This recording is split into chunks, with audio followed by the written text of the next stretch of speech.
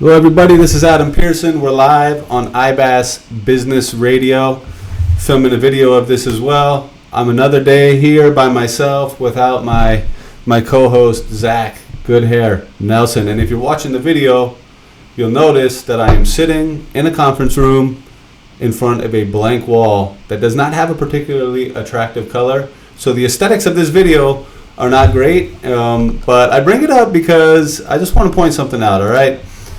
The reason I'm doing this podcast, the reason why I want to keep putting out these videos and keep talking to this mic, and I know Zach feels the same way, is we really care about the ideas and the messages that we're putting out into the world. And it ain't about how the background looks.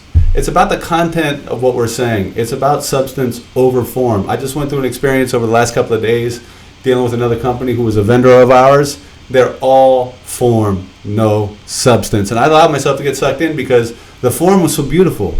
The aesthetics of what they were offering was so appealing that it reeled me in. But once I was in there trying to partake of the service, I realized that the presentation was the whole thing. There was no substance behind it. It was kind of like a straw man that was dressed up real nice. But when you went up to try to shake its hand, you realized it wasn't a real thing. So our podcast, we're trying to put out some real information, some real advice, some real content. It might not always look so pretty. Obviously, it doesn't look so pretty. I mean, you're watching a video of me, and I'm not the world's prettiest person. So it's not about being pretty. It's about trying to say some things that are real and impactful. And hopefully, in your life, you're doing the same thing. You're not worried so much about how you look, what people think about you. You're more worried about who the person that you really are on the inside. Because that's really what's important, and that's what makes you happy. If the stuff on the inside, if the foundational stuff is strong, then you'll be happy no matter what. And also, if super bad stuff happens to you in life, it won't knock you down. You know, if your foundation's strong and the winds of life start blowing, it won't tip you over. All right. So the thing I really want to talk about today is the concept of a calling, and this is in particular for business people, and I'll tell you why. I think this is an important thing for business people, business owners, entrepreneurs, but also just people who work in business, whose job it is to make sure that services get provided in exchange for money. All right, if you're a business person, I think that this will be something that will be good for you and be meaningful for you. And I can tell you, I'm just getting around to it as well. So I'm talking about calling. One of my favorite writers defines your calling as the thing that you're best at which you would be the hardest to replace. Think about that. What is the thing that you're the best at that if you stop doing it, the best person in the world won't be doing it anymore? It's hard. It's kind of hard to think about that because none of us, I think I'm a good person. I think I'm a great guy, because I live up to my responsibilities. I got good ethics, I feel like I'm morally sound. But what is the thing that you do or that you can do, that you're capable of doing, that you are the best in the world at? And if you stop doing it, nobody else would be able to replace you. That's the definition of your calling in life. I wish I had started thinking about this when I was 17. All right, I'm almost 37 years old. I wish I would have known what this was, or I had started to get my head around it when I was 17 so I could start to work on it back then. Because had I known about it back then, I would be 20 years into it, and I probably would have made a really nice, positive impact on the world in some way. That's greater than what I've already done. I know I've done some good stuff for the world, but if I had been doing this thing that was my calling for the last 20 years, my impact would be much greater. And the reason why I say that this is particularly important for business people and business owners to get their head around, because business people and business owners are required to work extremely hard. If you're a business owner, the likelihood is that you're working 60, 70, 80 hours a week.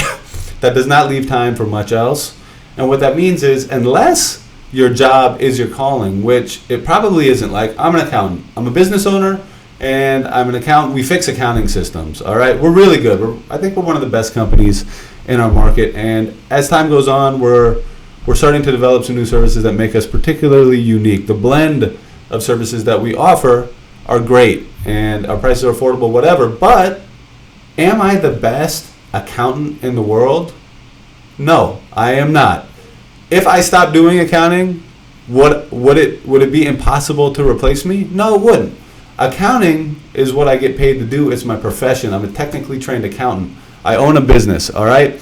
But my business and what I do to make money are not my calling, and I think that is the case for the vast majority of people. If you are blessed, if you're lucky, your calling, the thing that you're best at that you would be hardest at to replace, is also the way you make money. And then you're just doing your calling all day, every day. It's how you make money. It's how you make an impact in the world. And that's a beautiful thing. But for most people, that is not going to be the case. They're not going to be blended. And for business owners, like I'm saying, then, if you're working super hard in your business and in your profession all the time, it would be quite easy to go your entire life without ever having, one, recognized what your calling is, and two, having done any work on your calling. So the thing I want to,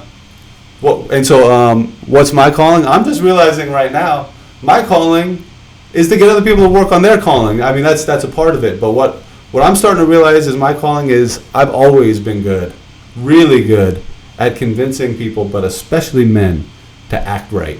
I could get people who act wrong to act right.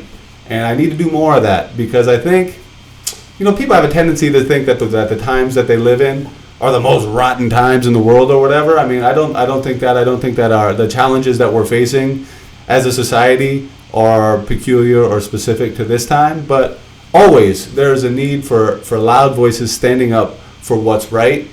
I do think that the concept of what it means to be a real man is fading away a little bit. I just read a report that said that it's crazy, like, men now, our testosterone levels are something like 20% of what our grandfather's testosterone levels were. So whatever we're doing is fit, like, not just philosophically, but physiologically making us less manly. So the thing that I'm going to start doing now, it's what's going to be like the focus of, not my work. I mean, my work is I'm an accountant. That's how I make money. No one's going to pay me to convince them to act right. I doubt it. All right. But it is my calling. So it's what I'm going to start working on. And I got some plans for how I'm going to do that. This is one of them, to start talking about it in the podcast. But I especially am interested in business people, helping them find out what their calling is. And if you're a business owner man, then one of the things that you got to start getting your head around is this man's job.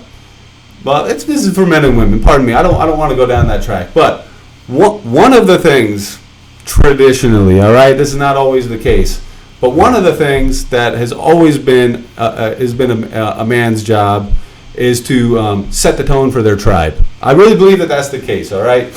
I know that I'm a married man. I've been married for going on 16 years now, and one of the things that a man has to do is set the tone for his tribe and give his tribe an ethic. And by the tribe, I mean your family. All right? So it's really important for men in particular to kind of set the tone for their family, because I've already been able to see how it filters through the family. Women got a separate set of priorities, which are equally as important, probably more important, but I know that that's a man's job. So for me, one of the things I'm going to be working on in my calling is trying to convince men to act in such a way that they set a tone for their family so that their family life is tremendous and everybody is happy, and that's filtering from the dude. But let's get back to you, all right? If you're a business owner, man or woman, what's your calling? What are you working on? What are you going to leave behind that when people come back and revisit your work over 50 years from now, like when your grandchildren go back and start to talk about you, like when my grandkids talk about me, I sure don't want them to be like, yeah, Grandpa Adam, he sure was some accountant. Man, was he a good accountant? Or he had this great accounting business. That is not what I want to be remembered for. I want to be remembered for being somebody who helped a lot of people,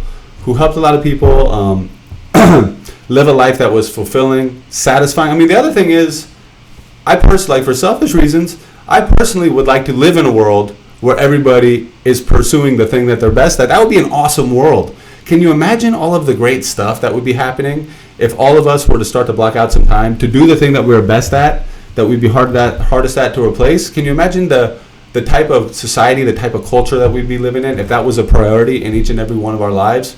Tremendous. Anyways, I don't have much more time. Let me just say this. If you need accounting help, I'm a really good accountant. I talked about it a little bit. ibasbusiness.com, or if you just want to get in touch, leave me a comment below. I'd love to hear from you. But for now, I'm going to sign off. I have a great day. Hope you have a great day, and please start thinking about your calling.